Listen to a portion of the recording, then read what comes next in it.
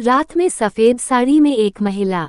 मेरा नाम सुशांत है और मैं बदलापुर मुंबई में रहता हूँ।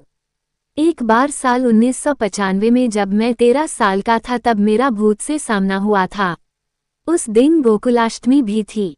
मैं सुबह ही अपने दोस्तों के साथ दही हांडी देखने के लिए शहर में चला गया और पूरे दिन शहर में ही घूमता रहा। मैंने और मेरे दोस्तों ने पूरे दिन मौज मस्ती की।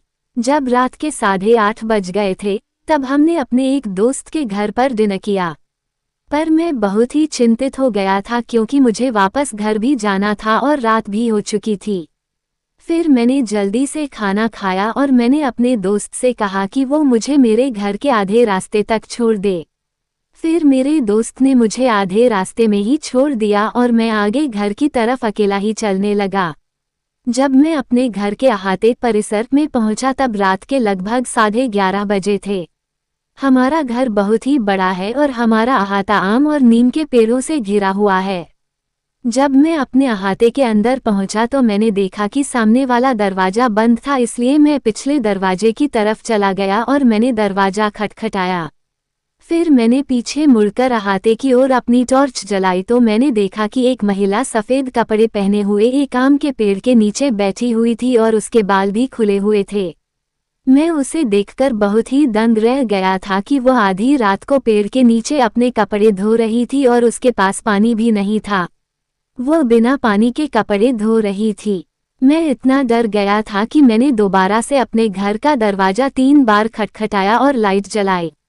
फिर से मैंने देखा तो वह वहीं पर कपड़े धो रही थी और वह भी बिना पानी के, और वो भी इस समय रात के ठीक 11:30 बजे। मैं उसका चेहरा सही से देख नहीं पा रहा था क्योंकि उसने अपना चेहरा अपने बालों के पीछे छिपा रखा था, तो मैं उसकी तरफ जाने लगा ये देखने कि वह सच में एक महिला है या फिर कोई और। वह मुझसे सिर्फ 20 मीटर की दूरी पर थी। फिर जब मैं उसकी तरफ थोड़ा आगे बढ़ा तो उसने कपड़े धोना बंद कर दिया और वह धीरे धीरे अपने हाथों से अपने बाल पीछे करने लगी। उसके हाथ भी बहुत काले थे और उसने हाथों में चूड़ियां भी पहनी हुई थी। उसके बाद वह मेरी तरफ देखने लगी। आपको विश्वास नहीं होगा पर वो मेरी तरफ देखकर चिल्लाई नहीं बल्कि वह मुझे देखकर मुस्कुराने लगी। उसका चेहरा काला था और उसकी आंखें और उसके दांत सफ़ेद थे। मुझे आज भी उसकी मुस्कान याद है। मैं बस उसकी तरफ ही देख रहा था और फिर मैं भी उसे देखकर मुस्कुराने लगा। थोड़ी देर बाद उसने अपने बालों को अपने मुंह के आगे गिरा दिया और वह अपने कपड़े धोने लगी। अब मुझे एहसास हुआ कि वो कोई इंसान नहीं थी। फिर मैं धीरे धीरे पीछे की ओर जाने लगा। मैंने उसकी ओर अपनी पीठ नहीं की क्योंकि मेरी माँ हमेशा मुझसे कहती थी जब भी तुम्हें कभी भी कुछ ऐसा अजीब सा दिखे तो तुम उसकी तरफ कभी भी अपनी पीठ मत दिखाना, बस पीछे की ओर चलते रहना। मेरी माँ भी अपने बचपन से ही ऐसी कई चीज़ों का सामना कर चुकी थी। उसके बाद मैं पीछे की ओर चलता रहा जब तक कि मैं सामने वाले दरवाजे पर नहीं पहुंच गया।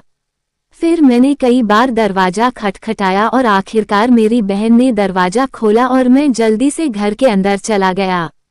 उसके बाद मैंने अपनी बहन को बताया कि कुछ देर पहले मेरे साथ क्या हुआ था।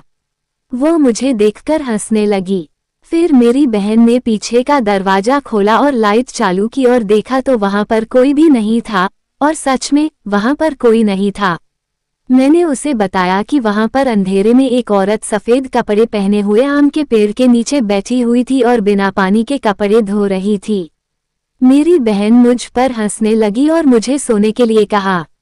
उस रात को मैं पूरी रात नहीं सो पाया था। अगले दिन मैंने मेरी माँ को सब कुछ बताया जो रात को मेरे साथ घटित हुआ था।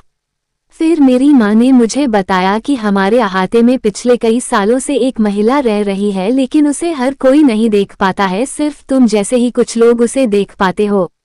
मेरी माँ ने मुझसे कहा कि तुम उस औरत के बारे में ज़्यादा चिंता मत करो, वह तुम्हें कोई भी नुकसान नहीं पहुँचाएगी। कई सालों से वह महिला हमारे अहाते में रह रही है और वो हमारे परिवार को कुछ भी नुकसान नहीं पहुँचाएगी।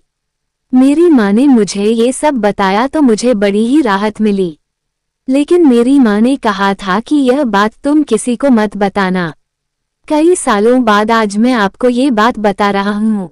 अब मैं 30 साल का हो चुका हूँ और अभी मैं सऊदी अरब में काम कर रहा हूँ। यहाँ सऊदी अरब में भी मेरे साथ ऐसा ही कुछ हुआ जिसकी वजह से मैंने आपके साथ अपनी यह पुरानी घटना शेयर की थी।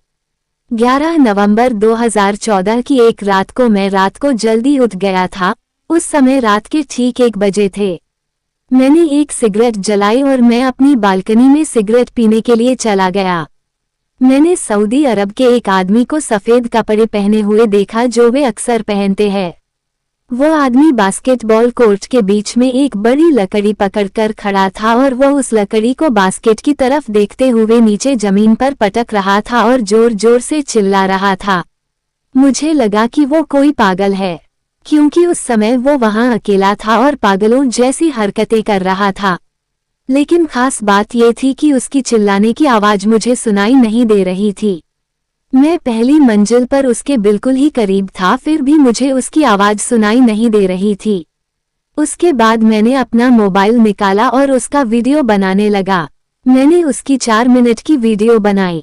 फिर मैंने वो वीडियो बनाना बंद किया तो मैंने देखा कि वो वहां पर नहीं था।